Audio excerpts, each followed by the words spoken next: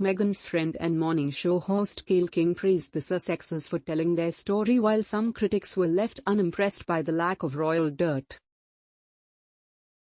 The first installment of the series was blasted by some critics, describing it as a straightforward romance with no real royal dirt. Other media personalities, including CBS host Gayle King, said it was a good thing the couple were finally having their say and opening up about their own story. Others agreed with the couple's claims of being victimized by the media and being racially discriminated against by critics and the royal establishment.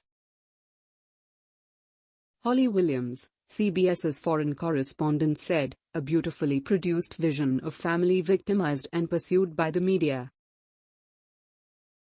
Some will say it's a high-end reality show, but it's also a searing critique of the UK tabloid media and the relationship with the royal family." Harry and Meghan shared some details about previous allegations of racism within the firm, but ultimately critics were left unimpressed by the lack of information about the couple and the controversies that swirl around them. Stephanie Bunbury, of Deadline, said the episodes were not the royal evisceration we have been expecting. She said, "The story so far is a straightforward romance, with the best-looking royals no longer in the business scene sitting on a couch agreeing that, guess what, they fell madly in love on their second date.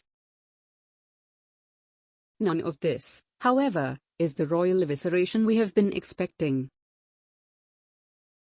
Presumably, Harry, formerly known as a prince, and his malign wife will go into a bit more detail in next week's Volume 2 on what prompted them to walk away from the whole thing and set up shop in California.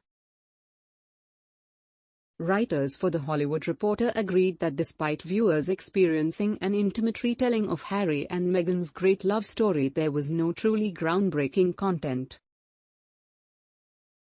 While expectations of what the documentary might reveal were high, the audience is not enlightened about anything truly groundbreaking in the first 3 episodes, a THR article read.